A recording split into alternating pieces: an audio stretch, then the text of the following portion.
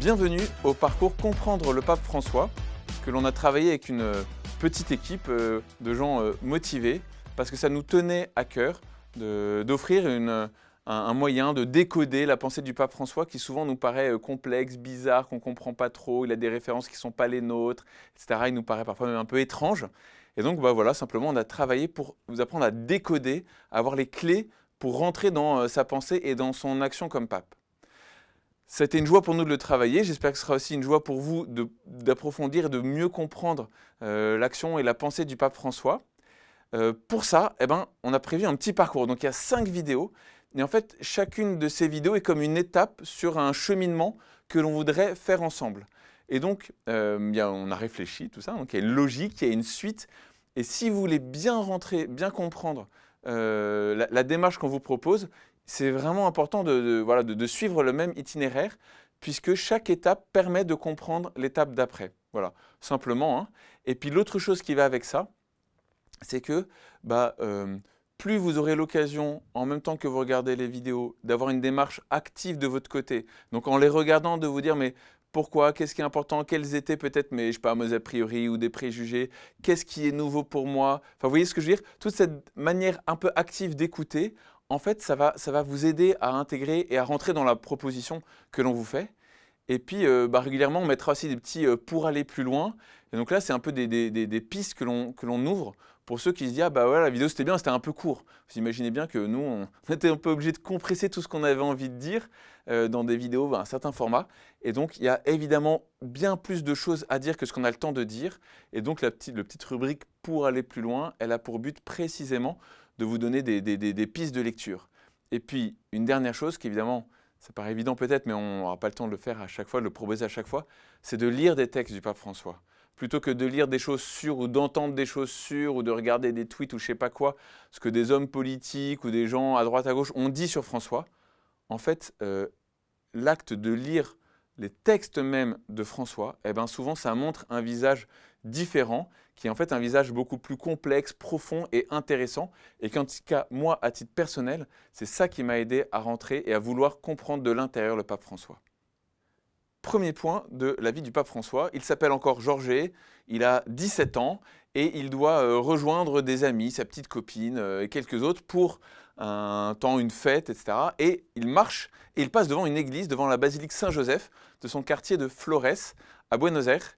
Et là, il se sent poussé à rentrer. Il dit, je ne sais pas, c'est comme une force en moi qui me pousse à rentrer dans l'église et il rentre dans cette basilique et il tombe sur un prêtre qui était au confessionnal. Et il se confesse à ce prêtre. Et il se passe quelque chose pendant cette confession. Et il ressort de cette confession et il sait qu'il doit devenir prêtre. Et ce qui est extraordinaire dans cette petite histoire, c'est tout simple, c'est que la vocation du pape François, elle est complètement liée à la miséricorde. Dieu l'appelle à devenir prêtre en même temps qu'il lui fait faire l'expérience de sa miséricorde. Le jeune Georges est tellement bouleversé qu'en sortant de la basilique, il ne va même pas à la fête, mais il rentre chez lui parce qu'il a besoin de se recueillir après cet événement marquant. Deuxième moment marquant de la vie du pape François, du futur pape François, on est quelques années après, il est rentré au séminaire, on est en 57, et il est atteint d'une maladie assez grave, il a une pleurésie au poumon, lui-même ne s'en inquiète pas tellement, c'est son supérieur qui doit décider de l'emmener à l'hôpital, et arrivé à l'hôpital, on lui fait l'ablation d'une partie du poumon droit, et il va être là convalescent pendant 1 mois, et il va avoir du mal parce que les personnes viennent le voir et lui portent des paroles de réconfort, mais qui sont un peu des fausses paroles, en disant « mais c'est pas grave, t'inquiète pas, ça va aller », alors qu'au fond, lui, il sait que c'est grave. Et puis, il y a sœur Dolores, une religieuse qui a été sa catéchiste quand il était petit, et qui vient le voir et qui lui dit « mais là, avec ce que tu vis, tu imites le Christ ». Et François se souviendra des années après que cette parole-là l'a libéré, parce qu'il s'est dit « en fait, c'est la seule vraie parole de vérité que l'on m'a donnée, et oui, cette expérience-là me donne une proximité avec le Christ ». Alors ce qui est fou, c'est qu'il va passer tout le reste de sa vie avec des difficultés pulmonaires, évidemment. Il va plusieurs fois risquer de mourir à cause d'infections ou de manque d'air dans sa vie. Mais donc il va garder cette petite cicatrice en lui qui va le rapprocher de Jésus et qui va le rapprocher des pauvres. Troisième aspect marquant de la vie de François, on est quelques années après, il est chez les jésuites, il se forme comme jésuite, Et vous savez peut-être, les jésuites, à un moment de leur formation, on leur propose un stage, une année un peu différente. Et donc lui, il est dans un collège et il enseigne dans un collège jésuite. Et il enseigne notamment la littérature, parce que c'est un homme épris de littérature. Vous savez, parfois on dit qu'il aime citer cette phrase, hein, l'Église est un hôpital de campagne. Et cette expression ne vient pas de lui, mais elle vient d'un roman de Manzoni qui s'appelle Les Fiancés, dans lequel il est question d'un hôpital de campagne. Et donc ça va lui donner l'image pour parler de l'Église. De la même manière, il aime beaucoup Joseph Malleg, qui est un écrivain français qu'on appelle parfois le Proust catholique, dont le chef-d'œuvre s'appelle Augustin ou le Maître est là. Et voilà, il a écrit un autre roman, et dans cet autre roman, Malleg parle des saints ordinaires, des saints de la vie, des saints de la porte d'à côté, des saints du quotidien. Et ça encore, c'est une expression qui va marquer François pour parler de la sainteté ordinaire. Mais il y a une autre rencontre qui est encore plus marquante, c'est que en 65, donc pendant qu'il est jésuite en formation, il va inviter le plus grand écrivain argentin de l'époque, Jorge Luis Borges, à venir parler dans son cours pendant 5 jours. Alors, comment c'est possible? Comment est-ce qu'un jeune jésuite peut faire venir ces grands écrivains? C'est incompréhensible. Sauf que, il se trouve que quand il était petit, Jorge, il prenait des cours de piano, donc il y avait la prof de piano de toute la famille, et que cette prof de piano, avec le temps, elle est devenue l'assistante, la secrétaire de Borges, et donc c'est elle qui fait le lien entre le jeune jésuite et le grand écrivain. Et moi, cette anecdote, elle m'a bouleversé, parce que, en fait, moi, quand j'ai fait des études de littérature, juste après le bac, on m'a dit, pour étudier qu'est-ce que c'est que la littérature au fond, on a étudié 2-3 auteurs, et un des auteurs qu'on a étudié, c'était Borges, les fictions de Borges, comme un exemple d'une réflexion sur ce qu'est la littérature. Et donc c'est bien ce même homme que le jeune Bergoglio a fait venir dans son cours. Il l'a fait venir pendant son cours pendant 5 jours. Il faut imaginer, donc il va dans ce petit collège, il est en cours avec des collégiens pendant 5 jours. Il ne va même pas à l'université, mais il va parler à ses étudiants, ces jeunes collégiens, que Bergoglio avait fait beaucoup travailler, donc il les avait fait lire en amont des textes de Borges. Et puis après ça, il leur a fait écrire à chacun une petite nouvelle, en disant, bah voilà, en vous inspirant de Borges, écrivez une petite nouvelle. Et puis il en a sélectionné 8 qu'il trouvait particulièrement remarquables. Et il en a fait un petit recueil, enfin il a envoyé ça à Borges pour le remercier. Et Borges, quand il reçoit ce recueil, eh ben, il se dit, mais en fait il faudrait publier, c'est génial ces nouvelles. Et donc il écrit sans que personne ne lui demande rien, il écrit une petite préface et il envoie ça à Bergoglio. En fait, quand Bergoglio reçoit, il dit on va publier, puisque Borges a dit qu'il fallait publier. Et voilà que ce texte se retrouve publié et que Borges et Bergoglio se retrouvent à avoir collaboré à un même recueil de textes, donc de petites nouvelles, de fiction, écrites par des collégiens. J'avance, je passe donc quelques années. 4e point, c'est la réforme de la province. Donc, José Bergoglio a été a été ordonné prêtre, et quelques années après son ordination, il est élu provincial. Donc il a 36 ans, c'est 4 ans seulement après son ordination. C'est une folie. Je ne sais pas si vous imaginez en France aujourd'hui un vicaire général, disons le bras droit de l'évêque, qui serait nommé 4 ans après son ordination dans un immense diocèse. C'est quelque chose de fou qui se passe à ce moment-là, qui est lié à quoi? Qui est lié au fait qu'il y avait une grande tension entre les générations et que en fait, les jésuites n'arrivaient pas à se mettre d'accord.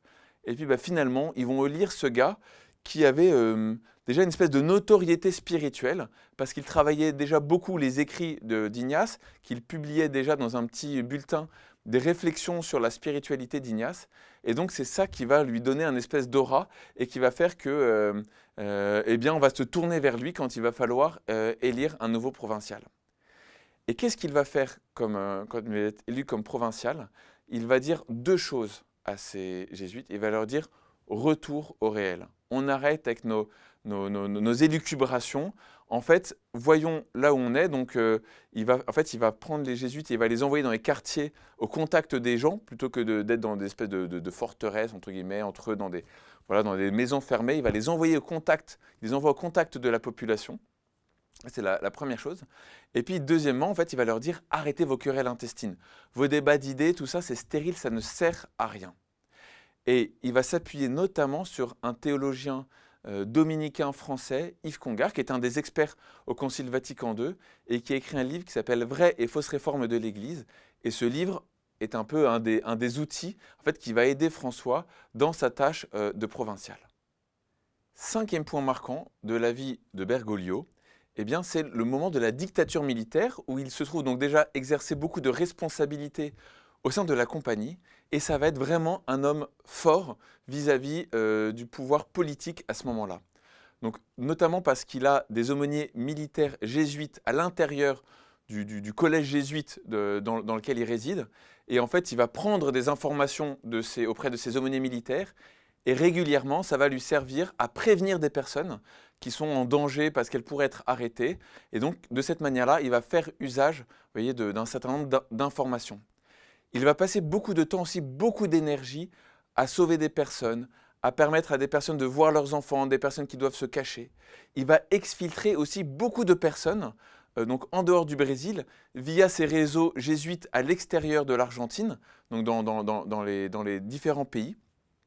On dit même que parfois il va conduire certaines personnes qui se cachent dans les avions, et il va jusqu'à monter dans l'avion pour s'assurer que la personne est bien assise, enfin voilà, que tout va bien, il a de petits oignons, petits soins avec toutes ces personnes qu'il cache ou qu'il exfiltre.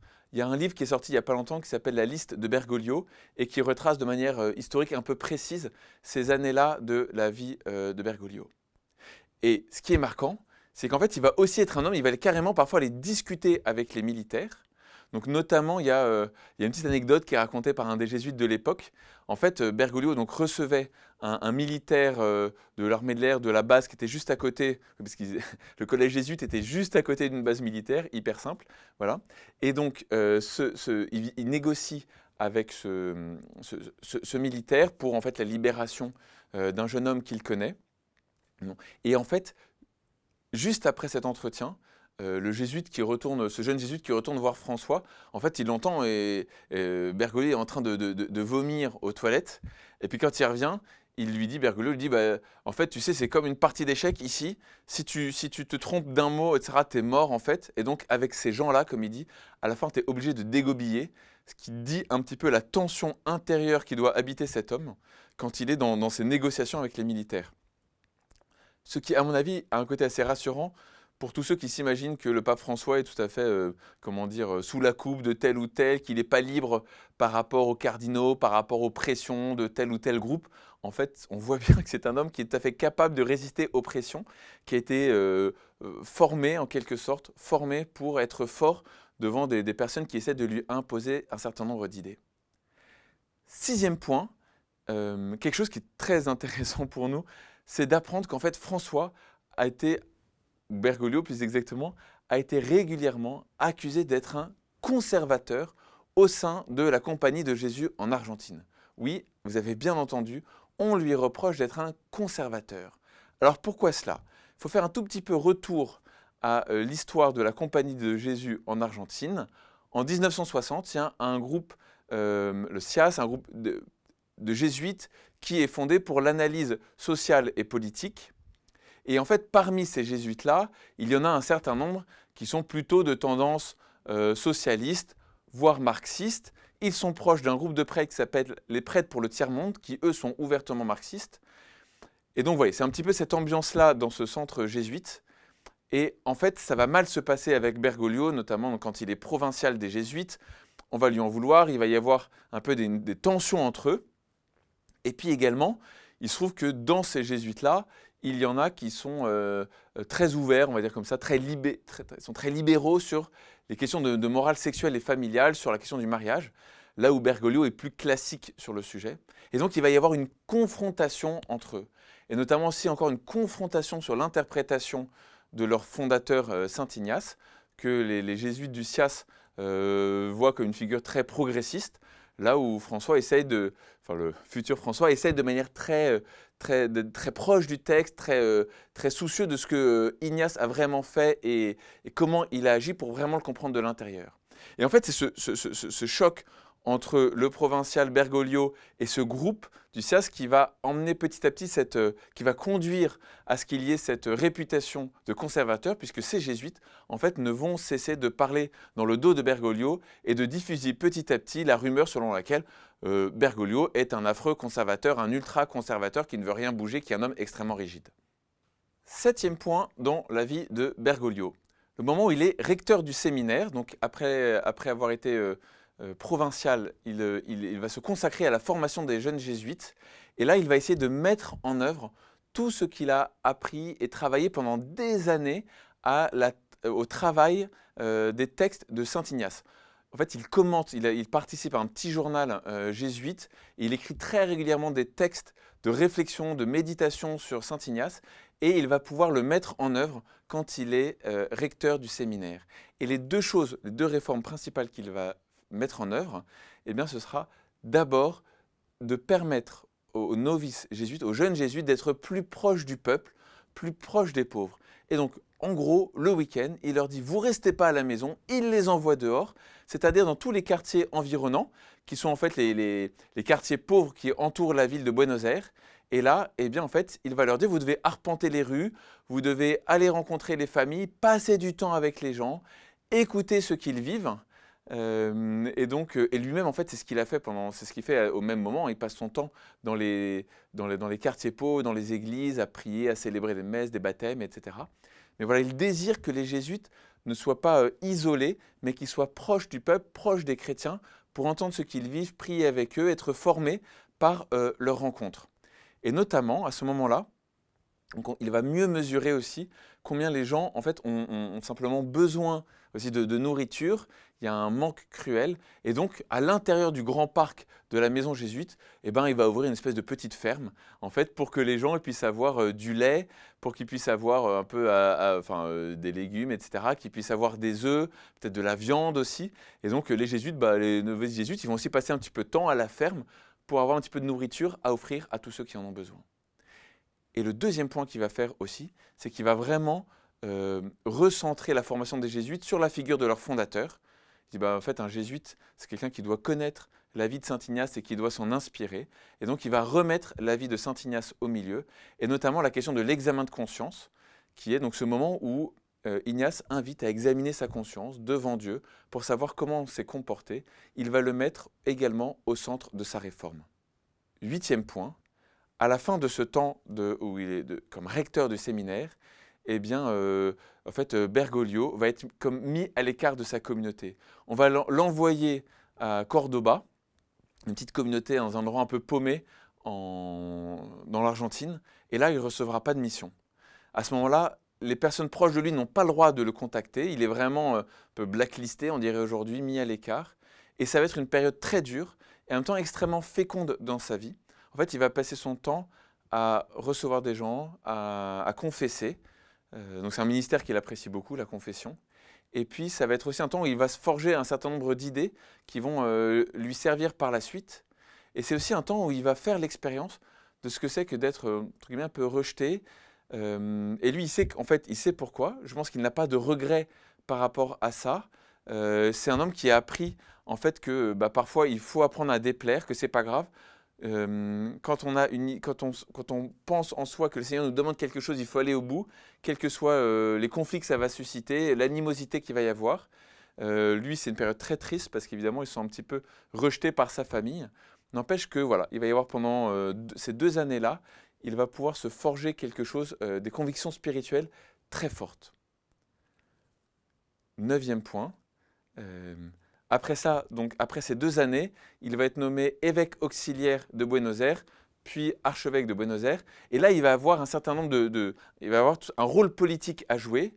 Et il faut bien s'imaginer que pour un évêque, dans cette période-là, et en Argentine, la question politique, elle est très forte. Pourquoi ? Parce qu'il y a, d'abord, l'Argentine est un pays plutôt catholique, que le président lui-même est censé être catholique, qu'il y a chaque année une fête qui réunit l'évêque de Buenos Aires et le président de la République.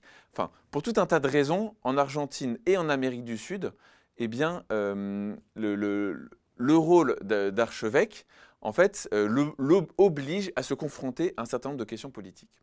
Alors, ce qui est intéressant, c'est que quand on regarde ses prédécesseurs ou dans d'autres pays ou dans d'autres diocèses, en fait, pour beaucoup, c'est extrêmement compliqué. Vous avez les évêques qui refusent absolument de se mêler de politique, alors qu'il y a des injustices devant eux et on a l'impression qu'ils ne font rien ou qu'ils ne disent rien. Vous avez des évêques qui, eux, au contraire, vont s'engager dans la politique, qui vont prendre parti pour le pouvoir, pour l'opposition, mais qui, en fait, petit à petit, vont se retrouver liés à des partis ou à des hommes politiques. Vous avez des nonces aussi qui, dans d'autres pays, par exemple d'Amérique du Sud, vont se retrouver liés, vont être liés à des pouvoirs politiques, parfois même à des pouvoirs politiques mauvais, mais voilà, en ayant laissé une proximité trop proche s'établir. Et ce qui est incroyable, c'est que quand on regarde la vie de Monseigneur Bergoglio, eh bien, il n'y a pas d'erreur. Entre guillemets, il fait comme un sans faute. Ça ne veut pas dire qu'il n'y a jamais eu de paroles ou de gestes qui n'étaient pas exactement parfaits. Mais ça veut dire qu'il n'y a pas espèce de grands reproches, il n'y a pas de gros dossiers, entre guillemets, sur la manière dont il a géré la vie politique en Argentine. Ce qui fait que, on disait à l'époque, quand il était évêque d'Argentine, que peut-être que l'homme politique le plus doué de sa génération, eh ben en fait, c'était pas un homme politique, c'était l'évêque de Buenos Aires. Et ce qui est intéressant, c'est qu'on peut se dire, mais peut-être qu'il a compris quelque chose dans la relation entre le religieux et le politique qui lui a donné de faire, entre guillemets, ce sans faute dans ce parcours politique. Dernier point que je voudrais vous présenter, ça se passe des années après, on est en 2007 et Bergoglio, à ce moment-là, est cardinal et il a déjà, comment dire, il rayonne déjà non seulement sur Buenos Aires, mais en fait sur toute l'Argentine. Et puis il va y avoir une conférence de tous les évêques d'Amérique du Sud. Et un peu spontanément, en fait, les évêques d'Amérique du Sud vont lui demander d'être le responsable de cette rencontre des évêques. Donc c'est la rencontre d'Aparecida en 2007. Et pendant ces jours, il va se passer plusieurs choses extraordinaires. D'abord, il va y avoir le soutien total, l'appui du pape Benoît XVI, qui écrit un petit texte pour encourager, pour soutenir, et notamment au moment donc il va y avoir une homélie lors d'une messe là-bas, il va y avoir la publication du document. En tout cas, à ce moment-là, Monseigneur Bergoglio et le pape Benoît XVI travaillent vraiment main dans la main. On sent une proximité de vue entre les deux hommes. Il y a une confiance totale entre les deux hommes. Et l'autre aspect marquant à Aparecida, c'est que vous imaginez, tout le monde ne pense pas la même chose, les évêques entre eux peuvent être assez opposés, enfin, il peut y avoir des points de vue très différents. Et Bergoglio va, avec quelques-uns de ses proches, va trouver une méthode, il va réussir à les faire travailler ensemble pour que chacun puisse s'exprimer, pour que ce ne soit pas la voix des plus forts qui l'emporte, pour que le document final ne soit pas non plus une espèce de patchwork d'idées pour qu'il y ait un peu les idées de tout le monde et qu'à la fin ça fasse un grand gloubi-boulga. Mais lui, il va passer son temps à aller voir les uns et les autres, à les écouter, à reparler avec eux, à les faire questionner, à les mettre en relation, etc.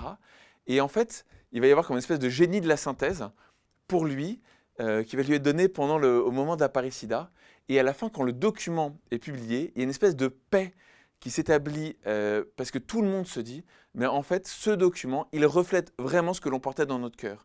Et donc ce document d'Aparecida, il va vraiment l'emporter en Amérique du Sud comme un acte fort, un acte de l'Église d'Amérique du Sud, du magistère de l'Amérique du Sud, comme parfois on a pu dire également, validé par le pape Benoît XVI. Et c'est Monseigneur Bergoglio qui en est vraiment l'homme fort à ce moment-là. Et dans la tête de Monseigneur Bergoglio, d'une manière ou d'une autre, il se dit là, à Aparecida, il s'est joué quelque chose qui probablement est pour plus que l'Amérique du Sud. Il s'est joué quelque chose dont toute l'Église en fait pourrait bénéficier. Mais comment? C'est déjà l'heure de conclure. Je voulais juste vous partager en fin de petite vidéo que pour moi ça a été une lumière. Donc j'ai lu cette vie de François, de Bergoglio il n'y a pas très longtemps et je n'avais pas mesuré l'ampleur du bonhomme, si on peut dire, l'ampleur de son expérience.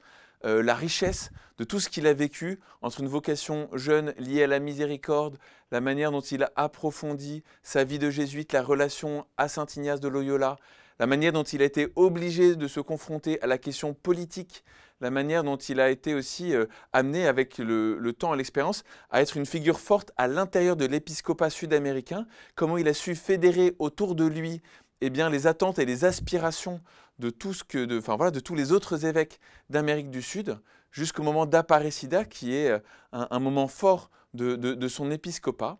Et ce que l'on voit à Aparecida, c'est qu'il est capable d'exercer ce que les jésuites appellent il est capable de faire un acte de discernement, c'est-à-dire en deux mots, de voir comment est-ce que Dieu est en train d'agir dans la situation présente. Et cette question du discernement, quand on comprend toute la vie de François, elle est vraiment au cœur de ce qu'il vit et on ne peut pas comprendre sa vie si on ne comprend pas à fond ce que c'est le discernement. Et c'est pour ça que la prochaine vidéo, elle va précisément nous aider à plonger dans ce que le pape François appelle le discernement.